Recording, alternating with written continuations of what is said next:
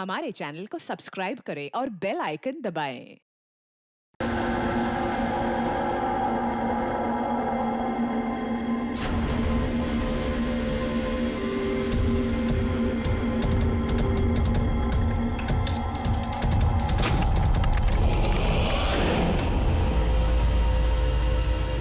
कौन है?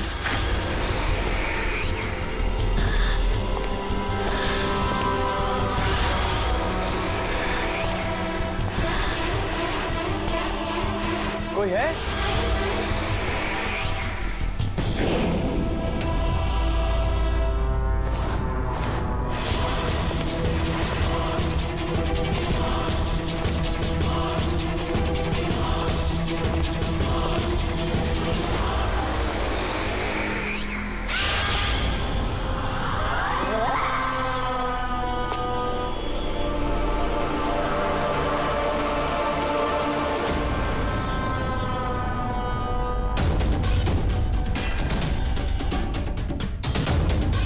कौन है वहाँ?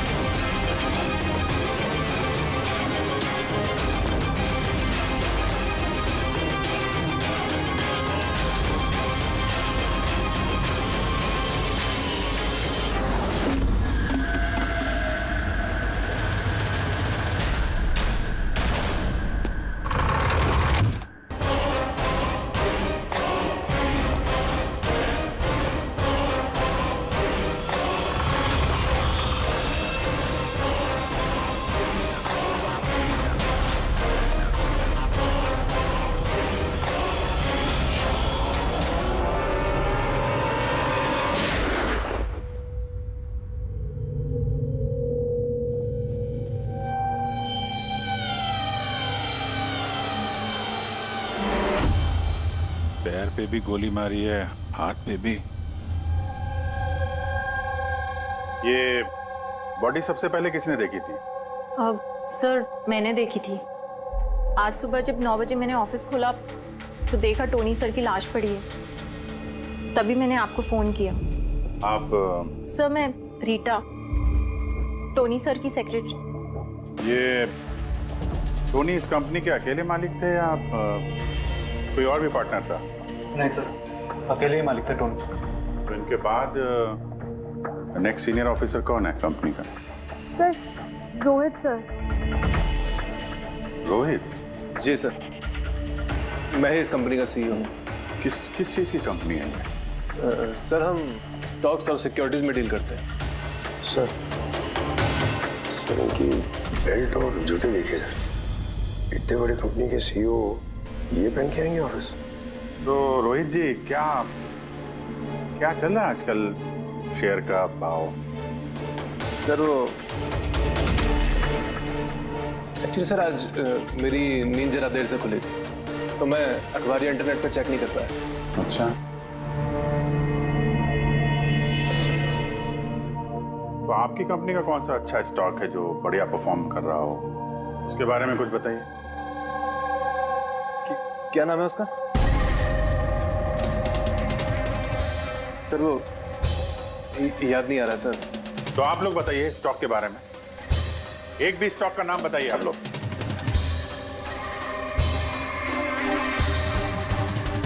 क्या हो क्या रहा है यहाँ पे? हैं? देखो, सच बताओ, वरना टोनी की मौत के जुर्म में सब लोग फंसोगे। सर सच में तो हम में से कोई भी यहाँ पे काम नहीं करता है। काम नहीं करता? क्या मतलब क्या है? मतलब सर हम सब लोग एक्टर्स हैं, फिल्मों में काम करना चाहते हैं। अरे मगर ये तो फाइनेंस कंपनी है, इसका फिल्मों से क्या लेना देना? सर फाइनेंस कंपनी तो सिर्फ नाम की है, यहाँ पर सर कोई काम नहीं करता। हम एक्टर को सिर्फ इसलिए रखा है ताकि हम यहाँ काम करने की एक्टिंग कर सके। मतलब यहाँ काम सिर्फ टोनी करता था और आप लोग एक्टिंग करते थे? एक्चुअली सर, टोनी सर से मिलने दिन में बहुत सारे क्लाइंट्स आते थे। हमारा काम बस इतना होता था कि उन्हें दिखाना कि ऑफिस में बहुत काम हो रहा है। ये टोनी क्या काम करता था? किस चीज़ की मीटिंग होती थी यहाँ पे? सर, उनकी जो भी मीटिंग्स होती थी वो उनके केबिन के अंदर होती थी। अब वो क्लाइंट्स के साथ क्या बातें करते थे वो हम में से किसी को नहीं पता सर। और कब से चल रहा है ये सब? सर पिछले 2 हफ्ते से।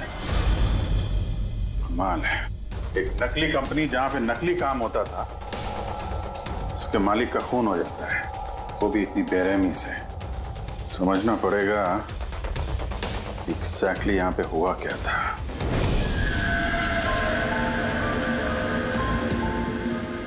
यहाँ पे टोनी को पहली गोली लगी है। अगर उसे गोली यहाँ लगी है तो वहां उसे भाग जाना चाहिए था। वो तो एग्जिट है, वो वापस ऑफिस के अंदर क्यों गया? शायद खूनी इस तरफ होगा, बचने के लिए इधर भागा होगा। ये हैंडल पे भी खून है। वहां से अंदर आया और फिर वहां पे लेके गया उसको जहां पे खून हुआ। ब्लड ट्रेल इधर भी है। सर ये यहाँ देखिए, इतना सारा खून। लगता है यहाँ पे छुप के बैठा होगा बचने के लिए। और खूनी आया, उसके बाद उसको वहां ले गया जहां पे उसकी मौत हो गई। सर वो पानी का बॉटल सर, पानी लग रहा है सर। है तो पानी, बॉटल में खून। बॉटल हाथ में थी या उससे मारा?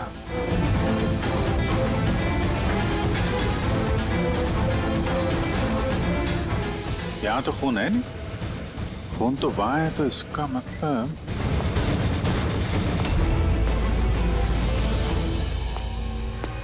खून यहाँ पे है तो शायद ये बॉटल यहीं होगी। यहाँ पे छुपा होगा तो बॉटल हाथ में ली होगी बचने के लिए। यहाँ वहां जाते समय गिर गई।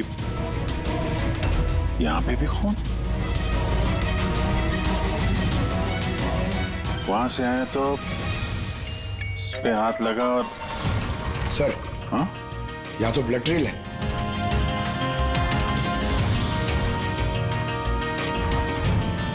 यहाँ पे क्या कर रहा था?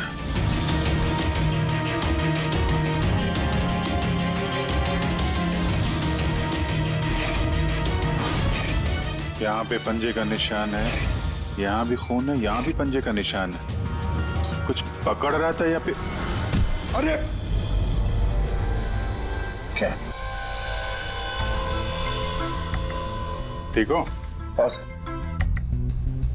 गन छुपा के रखी है अंदर। शायद इसी को ढूंढने आया होगा, लेकिन इसके पहले गन तक पहुंचता खूनी पहुंच गया इसके। मगर सर ये ऑफिस में उसने गन क्यों छुपा के रखी? ऑब्वियसली उसकी जान को खतरा होगा। इतना गड़बड़ घोटाला करके रखा हुआ था यहाँ पे, एक्टर्स लोगों को हायर करके रखा था। पता नहीं कितने दुश्मन होंगे इसके। ये डायरी भी।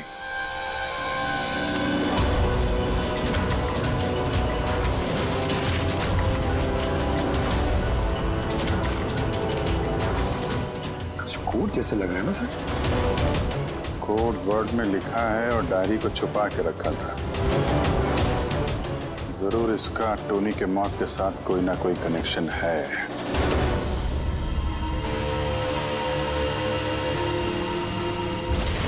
ये इसका बॉडी स्कैन चेक किया तुमने? वैसे स्कैन देखा मैंने, बाकी सब कुछ ठीक है। सिर्फ इसके एब्डोमेन में मुझे कुछ अजीब सी गोल गोल सी चीजें नजर आ रही है। समझ में नहीं आ रहा क्या है। चलो देखें क्या। ये देखिए सर, ये जो गोल गोल सी चीज है ना तारिका, ये मेटेलिक चीज है कोई, something metallic. Metallic like coin जैसी? एब्सोल्युटली। लेकिन ये इसके एब्डोमेन में आई कैसे? एक काम करते हैं, इसके पोस्टमार्टम से ही पता लगेगा आखिर ये चीज है क्या।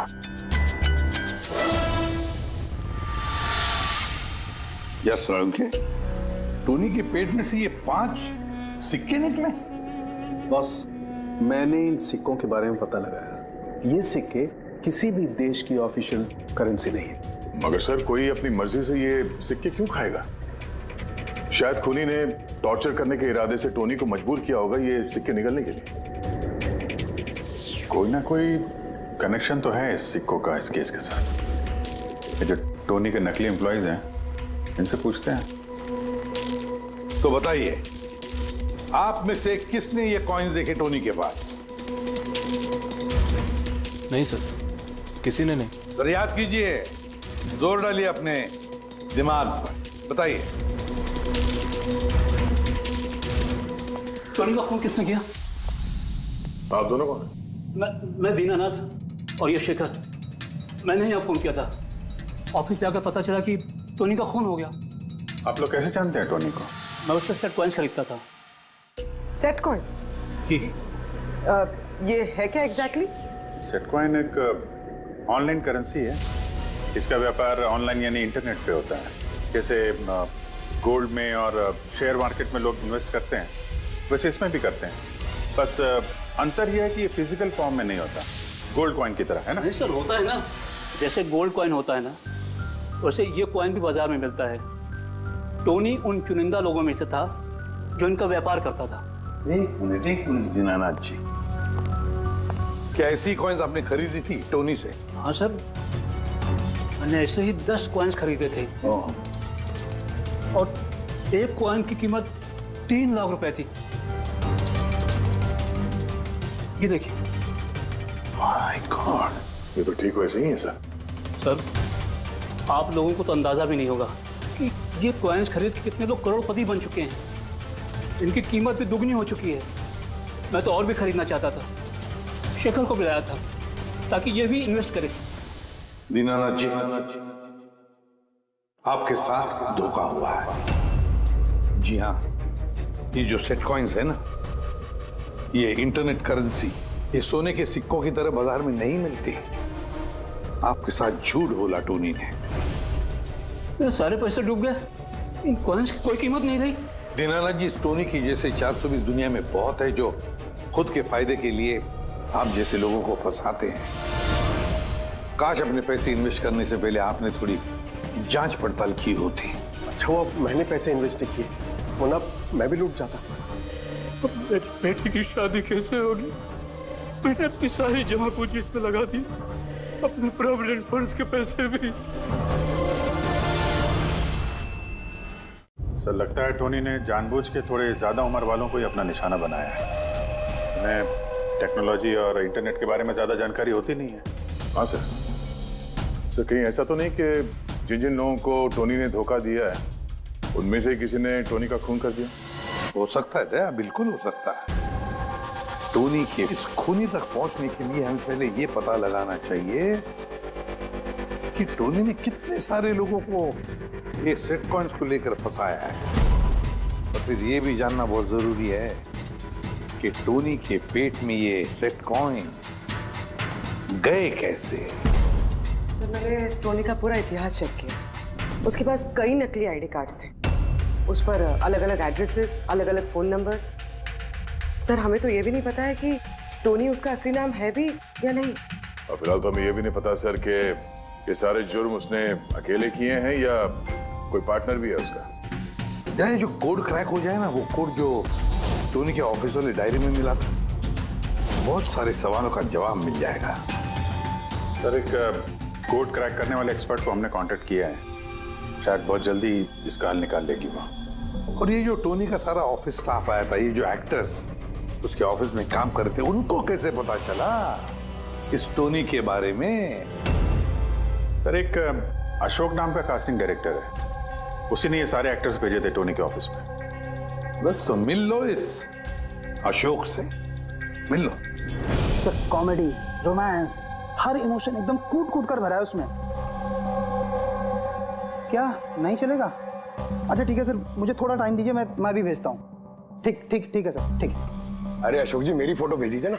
एक्शन, कॉमेडी, रोमांस, सब में नंबर 1 हूं मैं। देखो भाई, तुम हीरो तो बन नहीं सकते, एक कॉमेडियन का रोल है, करोगे? कॉमेडी? और हाँ, तुम्हारे चेहरे में मुझे एक कशिश दिखती है। एक आर्ट फिल्म के लिए मेरी बात चल रही है, तुम एक काम करो, एक ऑडिशन दे दो उसके लिए। अच्छा,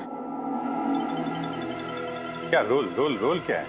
रोल एक पुलिस वाले का है। अरे ये तो मेरे बाएं हाथ का खेल है। पुलिस वाले का रोल करने का तो बड़ा एक्सपीरियंस है मुझे। एक्सपीरियंस है पुलिस वाले के रोल का? अरे रोज ही पुलिस वाले का रोल करते हैं। आप ये देखिए, ये सीआईडी असली है क्या? असली है, और जिस जेल में तुझे लेके जाएंगे ना, वो भी असली है। जेल? अब बजी दिमाग की घंटी। नहीं, कौन है ये? कौन है ये? हा? इसको एक्टर सप्लाई किए थे ना तूने ऑफिस में काम करने की, एक्टिंग करने के लिए, भूल गया तू? सर आपको जरूर कोई गलतफहमी हुई है। देख, सीआईडी के सामने एक्टिंग करेगा ना तो बहुत भारी पड़ेगा तुझे। यही 11 एक्टर भेजे थे ना तुमने टोनी के पास? हाँ याद आया, भेजा था मैंने, लेकिन सर काम करने की, एक्टिंग के लिए नहीं भेजे थे, बल्कि टोनी ने मुझसे ये कहा था कि वो एक शॉर्ट फिल्म बना रहा है और उसको कुछ स्ट्रगलिंग एक्टर चाहिए। जो एक्टर तूने भेजे थे ना, उसका इस्तेमाल करके उसने बहुत बड़े घपले किए हैं। सर ये बात मुझे कैसे पता चलेगी? सर पूरे 12 में से किसी भी एक्टर ने मुझे ये बात नहीं बताई सर। 12? सर उसकी ऑफिस में तो 11 लोग थे, ये 12वां कहां से आ गया? अच्छा, वो जो एक्टर भेजे थे उनकी लिस्ट दिखाना जरा। जी सर।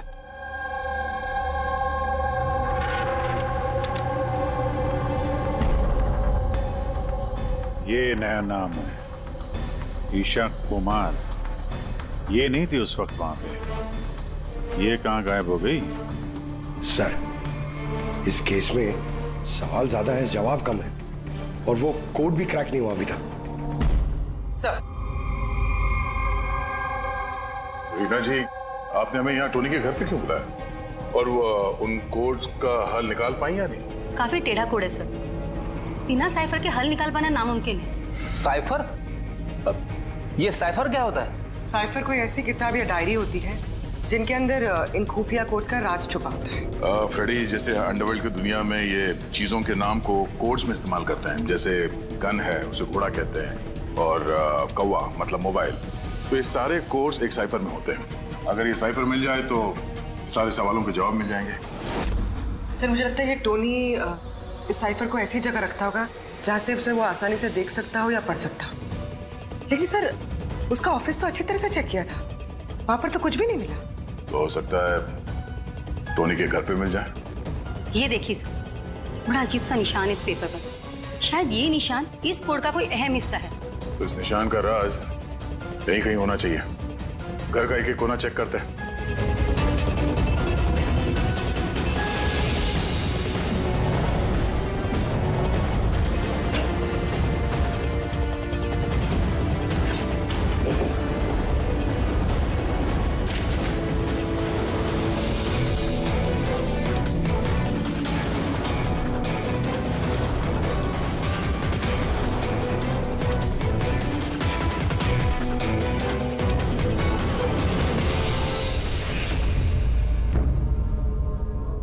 रीना जी, ये देखिए,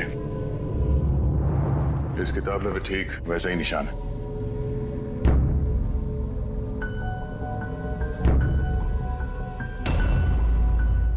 सर यही तो साइफर है। ये देखिए, इस पेज पर सिर्फ 7 सेंटेंसेस हैं और इसके हर सेंटेंस के फर्स्ट वर्ड को हम हाईलाइट करके देखते हैं।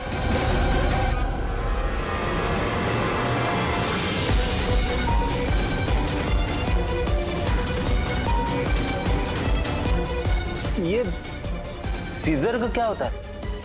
जूलियस सीजर का नाम तो सुना होगा ना? हाँ। लगता है उसके जमाने का कोई पुराना कोड है। तो यहाँ ये सीजर के आगे जी भी तो है। यही तो मालूम करना है कि कौन से सीजर साइफर का इस्तेमाल हुआ है। मान लो ए अगर जी है और बी अगर एच है तो A to Z कुछ इस तरह दिखेगा। ये देखिए।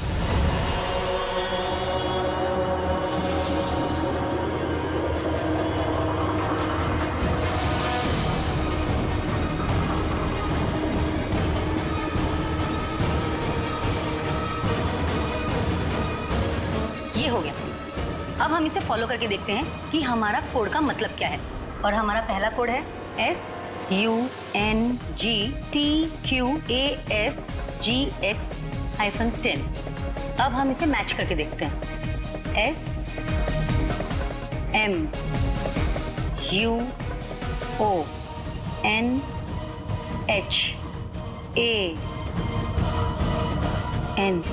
मोहन?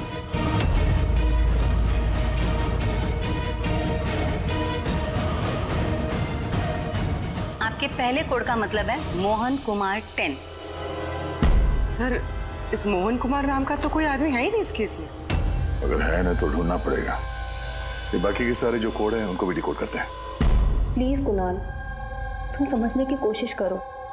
मैं पंकज से बहुत प्यार करती हूँ। प्लीज तुम मेरे और पंकज के बीच कभी मत आना। सच? तुम मुझसे इतना प्यार करती हो? Cut cut cut. कौन हो आप लोग? बीच में आगे पूरा शॉट खराब कर दिए। एक मिनट। आप लोग शॉट बाद में लीजिएगा, हमें ईशा जी से कुछ बात करनी है। CID मुझसे? प्लीज चलिए आप लोग प्लीज। ये फोटोग्राफ देखिए। टोनी, इसे पहचान दिया आप? इसका खून हो गया। क्या? मगर कैसे? ज्यादा ओवर एक्टिंग करने की जरूरत नहीं है, कैमरा ऑफ है। तुम बताओ कैसे खून हुआ इसका? मैं कैसे बता सकती हूँ आपको इसका खून कैसे हुआ? जिस वक्त इसका खून हुआ सारे नकली एम्प्लॉय उसके ऑफिस में थे, सिवाय तुम्हारे। कहाँ थी तुम? नकली एम्प्लॉय? कौन से नकली एम्प्लॉय? सर ये आप लोग क्या बात कर रहे हैं? मुझे तो कुछ समझ में नहीं आ रहा। टोनी ने तुम लोगों को हायर किया था ना उसके ऑफिस में क्लर्क की एक्टिंग करने के लिए। उसने तो मुझे अपनी मंगेतर का रोल प्ले करने के लिए पैसे दिए थे, वो भी बस एक दिन के लिए। मंगेतर का? हाँ सर, उसके माँ बाबूजी आए थे उससे मिलने और वो उन्हें दिखाना चाहता था कि वो शादी करने वाला है और वो अपनी जिंदगी में बहुत खुश है। उसने तुमको तो बताया होगा ना अपने माँ बाप के बारे में, सारी इन्फॉर्मेशन दी होगी। जी हाँ, बहुत कुछ बताया था ताकि कुछ गड़बड़ ना हो जाए और मुझे याद रहे कब कौन से डायलॉग बोलने हैं। उसके माँ बाप के बारे में जितनी भी इंफॉर्मेशन है तुम्हारे पास, एक एक चीज सब हमें बताओ। Thank you sir. Codes decode हो गए। हर कोड से एक नाम मिला है और नाम के आगे एक नंबर। जरूर ये वो लोग हैं जिनको टोनी ने सेट कॉइन्स बेचे थे, और ये नाम के आगे जो नंबर है इसका मतलब है किसके पास कितने सेट कॉइन्स हैं। जैसे ये मोहन ने ये 10 सेट कॉइन्स खरीदे थे, चिराग 6, विजय कुमार 8, एक्सेट्रा एक्सेट्रा। मतलब खूनी इनमें से ही कोई एक है? लगता तो ऐसे ही है। इन सारे बारातियों को ब्यूरो में बुलाओ सेट कॉइन्स के साथ। सर, मैंने टोनी को नहीं मारा। आपने मुझे बताया तब तो मुझे पता चला कि टोनी का मर्डर हो गया। कल रात तुम कहाँ थे? कल रात मेरे सर में दर्द था तो मैं कल रात 10 बजे ही सो गया था सर। अच्छा, और कौन है आपके घर में? मेरे घर में बस मैं हूँ सर, और मेरा एक बेटा है जो विदेश में नौकरी करता है। मैंने तो अपने रिटायरमेंट फंड के 15 लाख लगाए थे इसमें। अब मुझे ये समझ में नहीं आ रहा है ये मुझे कैसे वापस मिलेंगे। गन रखते हो ना तुम? सर, मेरी गहनों की दुकान है, सिक्योरिटी एंड प्रोटेक्शन के लिए मुझे अपने पास गन रखनी पड़ती है सर। सर, सब कुछ तो आपको बता चुका हूँ, अब मैं आपको और क्या बताऊं? जब तक खूनी पकड़ा नहीं जाता हम तो सवाल पूछेंगे। इस डायरी में उन लोगों के नाम लिखे हुए हैं जिन्होंने उससे वो कॉइन्स खरीदी थी, सेट कॉइन। उन लोगों के नाम और जितने भी कॉइन्स खरीदे थे वो सब पूरा का पूरा रिकॉर्ड इसमें है। और इसमें जो जानकारी है उससे हम ये पता लगाएंगे कि आखिर आप लोगों में से वो खूनी कौन है। किसने कितने कॉइन खरीदे, इससे ये कैसे पता चलेगा खूनी कौन है? आसान है। खूनी ने अपने कुछ सिक्के गुस्से में आकर टोनी को निगलवा दिए। अब इस बही खाते के हिसाब से जिसके पास भी कम सिक्के निकलेंगे वही हमारा खूनी है। चलिए आप सब लोग अपने अपने सेट कॉइन्स के सिक्के गिनती करवाइए।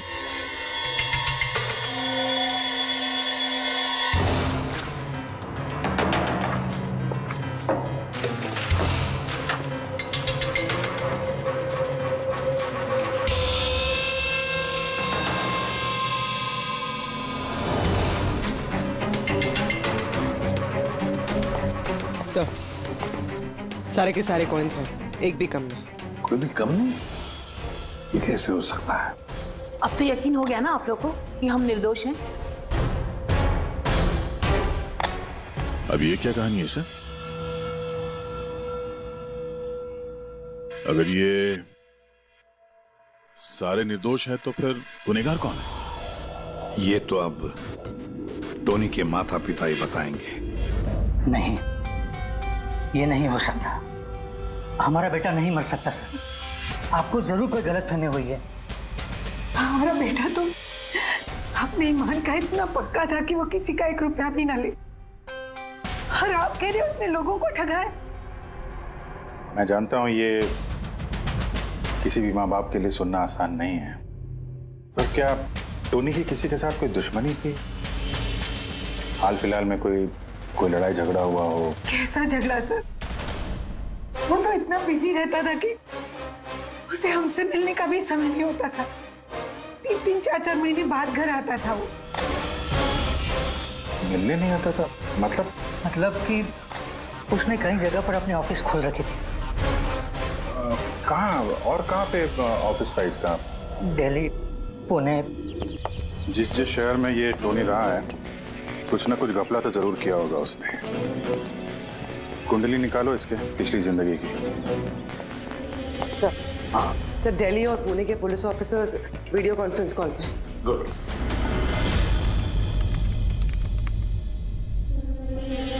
सर, इस स्केच को देखिए सर। टोनी से इसकी शक्ल मिलती है। इस आदमी के खिलाफ 2 साल पहले यहाँ दिल्ली में FIR दर्ज हुई थी। कई लोगों के साथ में चिट फंड में इसने घोटाला किया था, लेकिन सर इसका नाम टोनी नहीं बल्कि अमर है। सर, यहाँ पर उसका नाम प्रशांत था। पिरामिड स्कीम के नाम पर उसने लोगों को बड़े बड़े सपने दिखाए और कई लोगों के पैसे खा गए। बहुत लोगों ने उसके खिलाफ कंप्लेंट भी दर्ज की है। सारे शहरों में यही कारनामा किया सर इसने। एक शहर से बेईमानी का पैसा इकट्ठा करके दूसरे शहर को रवाना हो गया किसी और को टोपी पहनाने। इसका मतलब है इस टोनी के दुश्मन सिर्फ इसी शहर में नहीं बाकी शहरों में भी हैं। तो खूनी में से कोई हो सकता है। मतलब सर, हर शहर से ऐसे लोगों की लिस्ट निकालनी पड़ेगी जिनके साथ धोखा हुआ है। सर, यहाँ पर उसके खिलाफ कल्पेबल होमिसाइड की केस भी है। ये आलोक नाम के आदमी के उसने पैसे खा लिए थे। वो सदमा वो आदमी बर्दाश्त नहीं कर पाया, इसलिए उसने सुसाइड किया। तो टोनी को मारने का सबसे बड़ा मोटिव तो आलोक के किसी करीबी के पास है। ना तो उसने सिर्फ पैसा खोया बल्कि अपने किसी करीबी को भी खोया है। हाँ, आलोक, पुणे।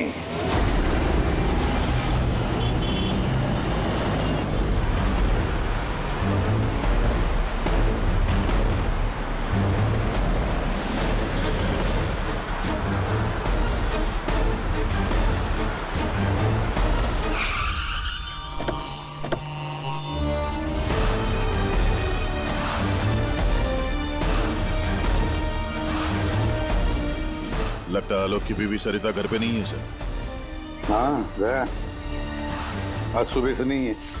आज का पेपर और दूध। पंकज सर, जाके जरा पड़ोसियों से पूछताछ करो। Excuse me. जी, मैं ऑफिसर पंकज हूँ, CID मुंबई से। हेलो सर, मैं पूनम। हेलो, ये सरिता यहाँ रहती हैं? ये हाँ, कहीं हाँ। गई हुई है बाहर, आपको पता है? वो तो नहीं पता। क्यों? कोई प्रॉब्लम हो गई है? इनके घर की कोई एक्स्ट्रा चाबी होगी आपके पास?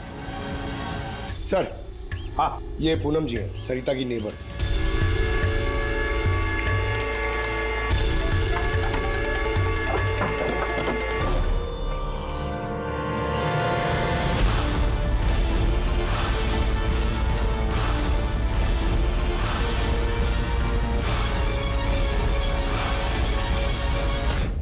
जिस तरह से घर के अंदर ये सामान बिखरा पड़ा है, ऐसा लगता है कि कल रात यहाँ पे कुछ हुआ था। हुआ तो था जरूर दया, कुछ न कुछ तो हुआ था। ये देखो, खून के निशान, ऐसे लग रहा है जैसे किसी को घसीट के यहाँ से ले जाया गया। सर, कहीं किसी ने सरिता का किडनैप तो नहीं कर लिया? पूनम? हाँ सर। सरिता को आखिरी बार कब देखा था तुमने? सर, रात के 2 बजे जब मैं नाइट शिफ्ट से घर वापस आई। उस वक्त शायद सरिता जाग ही रही थी क्योंकि यहाँ पे टीवी चल रहा था। उसके घर के आसपास किसी को देखा, कोई आया हो उनसे मिलने के लिए? कुछ और तो नहीं, पर हाँ, एक वाइट कलर की वैन थी जो घर के बाहर खड़ी थी, पर सुबह वो वहाँ नहीं थी। तू उस वैन को पहले भी कभी देखा था यहाँ आसपास? नहीं, कभी नहीं। अच्छा, उसका नंबर याद है, नोट किया था? नंबर तो नहीं नोट किया, मैंने ध्यान नहीं दिया। अच्छा, तुमने कुछ शोर शराबा या झगड़ा वगैरह सुना उस वक्त? हाँ, आवाजें तो आ रही थी जोर जोर से, पर मुझे लगा कि शायद सरिता जाग रही है, टीवी देख रही है, तो मैंने उतना ध्यान नहीं दिया। अच्छा पूनम, ये जो तुमने लड़ाई झगड़े की आवाजें सुनी, कितने बजे थे? यही करीब 3 बज रहे होंगे। 3 बजे? तो सरिता का किडनैपिंग 3 बजे हुआ था। तो डेफिनेटली ये सरिता का किडनैपिंग और टोनी का मर्डर, इन दोनों का आपस में कोई ना कोई कनेक्शन है सर। 100% दया, कनेक्शन 100% है, पर इससे पहले कि सरिता को कुछ हो जाए उसे हमें बचाना होगा।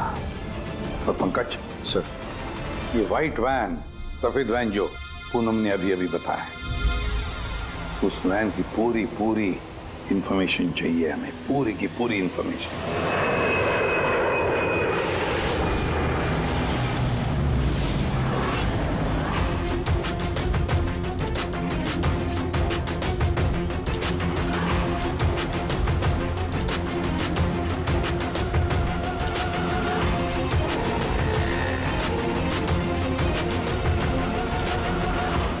सर, यही रास्ते से वो व्हाइट वैन क्रॉस हुई थी। ये रास्ता तो आगे हाईवे नंबर 15 से जाके मिलता है। कहीं ऐसा तो नहीं कि किडनैपर्स इस सरिता को शहर से बाहर ले गए हो? सर नहीं सर, क्योंकि वो आगे जो टोल नाका है उसमें गाड़ी क्रॉस नहीं हुई है। तो फिर जरूर किडनैपर ने सरिता को टोल नाका और सिग्नल के बीच में कहीं छुपा के रखा है। तो सर, इस सिग्नल और टोल के बीच में कोई तो रास्ता होगा जो अंदर जाता है, और शायद किडनैपर्स का अड्डा वहीं कहीं आसपास होगा। हाँ, चलो देखते हैं कोई रास्ता है क्या।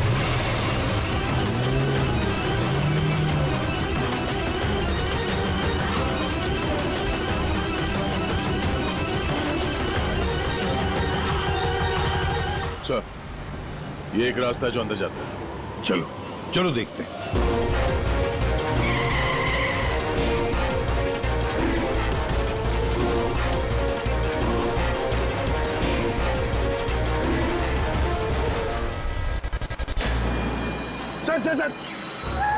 सर वो पीछे।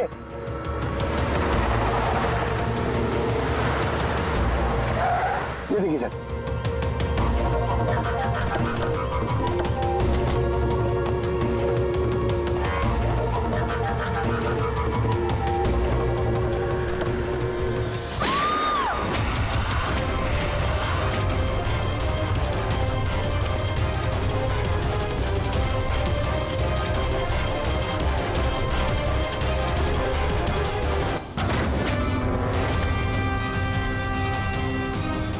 My God. सरिता? सर अंदर कोई नहीं है। तुम ठीक हो? सर लगता है खूनी गाड़ी लेके बाहर है। मैं देखता हूँ सर।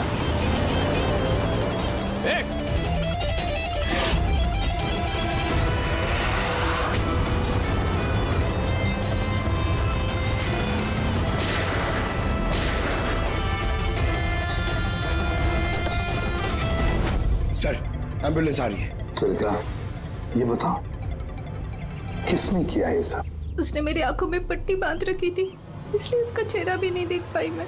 नहीं सर, निकल गया, गाड़ी का टायर पंचर करके गया वो। Damn it.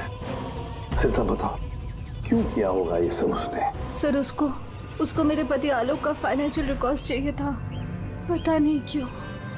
पर तुम्हारे पति आलोक अब इस दुनिया में नहीं रहे ना? हाँ सर, उन्होंने आत्महत्या कर ली थी क्योंकि किसी फ्रॉड ने उन्हें धोखे से लाखों रुपए लूट लिए।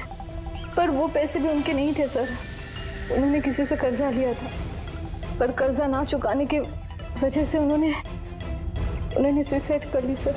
अब ये क्या चक्कर है सर? ये किडनैपर को आलोक के फाइनेंशियल रिकॉर्ड्स में इतनी दिलचस्पी क्यों होने लगी? पंकज, इस किडनैपर को दिलचस्पी इसलिए कि मुझे तो लगता है कि ये किडनैपर, ये खूनी भी वही है जिसने आलोक को पैसे दिए थे। अब जैसे उसे पता चला कि आलोक इस दुनिया में नहीं रहा तो प्रॉब्लम आया, पैसे वसूल किससे करे।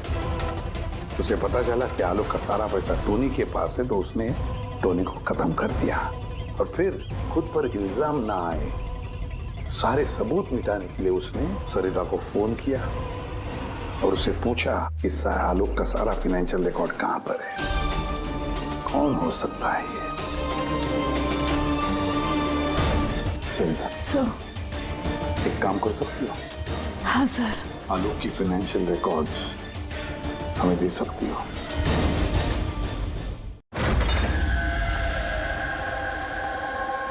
माय गॉड,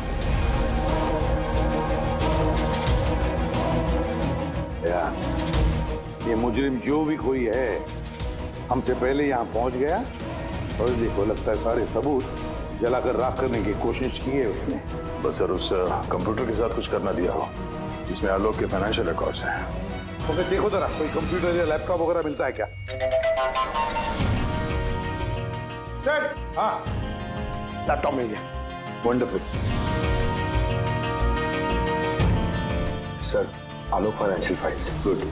अब इसकी फाइल ओपन करने की कोशिश करो, जरूर उसमें उसके कर्जदारों की लिस्ट मिलेगी हमें। खुल गया सर। इससे तो कई सारे लोगों से कर्जा लिया है सर, और सबसे ज्यादा कर्जा दिया है शेखर ने। शेखर? कहीं वही शेखर तो नहीं जो दीनानाथ के साथ हमसे मिलने आया था? मैं दीनानाथ, ये शेखर। हाँ सर, वही है। तो दया, इस शेखर का पिंजरे में जाने का वक्त आ गया। वो सफेद वैन तो मिल गई सर, पर शेखर का अभी तक कुछ पता नहीं चल पाया। सर, शेखर भले ही खून करके भाग गया हो लेकिन ज्यादा दूर नहीं जा पाएगा। फिर भी कुछ ना कुछ तो गड़बड़ जरूर है इस केस में, पता नहीं क्यों लेकिन सही नहीं लग रहा है मुझे। क्या हुआ सर, आपको कुछ और लग रहा है क्या? अब जिस तरह सोचो, ये सरिता का किडनैप होना, उसके बाद में हमें बड़े आसानी से वो सफेद वैन मिलना लावारिस पड़ी हुई, उसके बाद में आलोक की फाइनेंशियल रिकॉर्ड जिसमें शेखर का भी नाम है वो भी बड़े आसानी से मिले हमें। हाँ सर, वो फाइनेंशियल रिकॉर्ड लैपटॉप के डेस्कटॉप पे था। यही तो मैं कह रहा हूँ दया, गड़बड़ है। हालांकि ये ऐसे फाइनेंशियल रिकॉर्ड्स अलग से फोल्डर में होने चाहिए, पासवर्ड प्रोटेक्टेड होने चाहिए ना। सर, लेकिन अगर हमें वो सुराग मिल रहे हैं तो ये तो अच्छी बात है ना। नहीं पंकज, हमें सुराग मिल नहीं रहे हैं, सुराग हमें दिए जा रहे हैं एक के बाद एक। इसीलिए तो मैं कह रहा हूँ ना, गड़बड़ है, कुछ ना कुछ तो गड़बड़ जरूर है। हमें गुमराह करने की कोशिश हो रही है। टोनी के बारे में आपको जो कुछ भी याद है जरा डिटेल में बताइए। बात करने में, लोगों को बड़े से बड़े सपने दिखाने में बहुत अच्छा था ये टोनी। ऐसे किसी से घुल मिल जाता था केवल 2 मिनट में कि जैसे आपको लगे कि दुनिया में उससे अच्छा आपका कोई दोस्त है ही। और हाँ सर, आलीशान पार्टीज वगैरह रखी थी उसने अपने इन्वेस्टर्स के लिए। उन पार्टीज की तस्वीरें हैं आपके पास? सर, हाँ सर, पूर्वी ने ये फोटो भेजी है, सस्पेक्ट के घर से मिली है। अच्छा, तो ये है वो इस पूरे खेल के पीछे। मतलब शेखर भी इसी के कब्जे में होगा सर? इसका फोन ट्रैक करो, शेखर की जान को खतरा है, शेखर को बचाना होगा।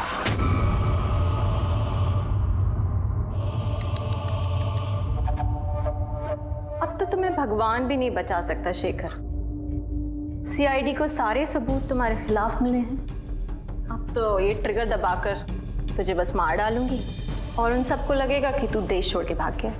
नहीं, ऐसा मत करो प्लीज, मत मारो मुझे। मैं वाकई देश छोड़ के चले जाऊंगा।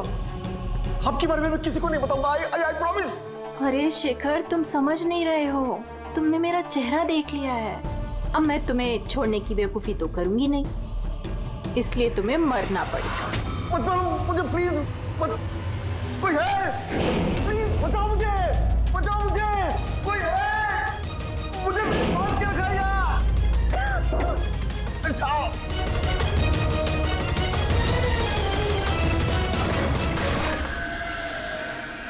उठ उठ।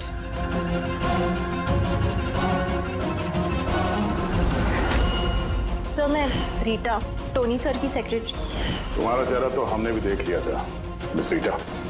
मैंने तो कोई सबूत, कोई गवाह कुछ नहीं छोड़ा था। तो आपको कैसे पता चला? इस फोटो के जरिए। तुमने हमसे कहा था कि तुम टोनी को पिछले 2 हफ्ते से जानती हो, तो फिर 2 साल पुराने इस फोटो में तुम क्या कर रही हो? ये बहुत कुछ कह गया। अब बताओ, तुमने अपने बॉस टोनी को क्यों मारा? टोनी मेरा बॉस नहीं था, मैं टोनी की बॉस थी। लेकिन तुम तो उसकी सेक्रेटरी बन के घूम रही थी, वो क्या था? वो सिर्फ और सिर्फ एक नाटक था, दुनिया को दिखाने के लिए। असल में सारा दिमाग मेरा था इसमें। टोनी को तो मैंने सिर्फ आगे रखा था ताकि कभी कानून हम तक पहुंचे तो टोनी पकड़ा जाए। तो फिर टोनी का फोन करके अपने पैर पे कुल्हाड़ी क्यों मार ली? क्योंकि जब चींटी के पर निकल आते हैं तो उसके पंख काटने पड़ते हैं, और टोनी बहुत ही ज्यादा हवा में उड़ने लगा था, बहुत ही लापरवाह और ओवर कॉन्फिडेंट हो गया था।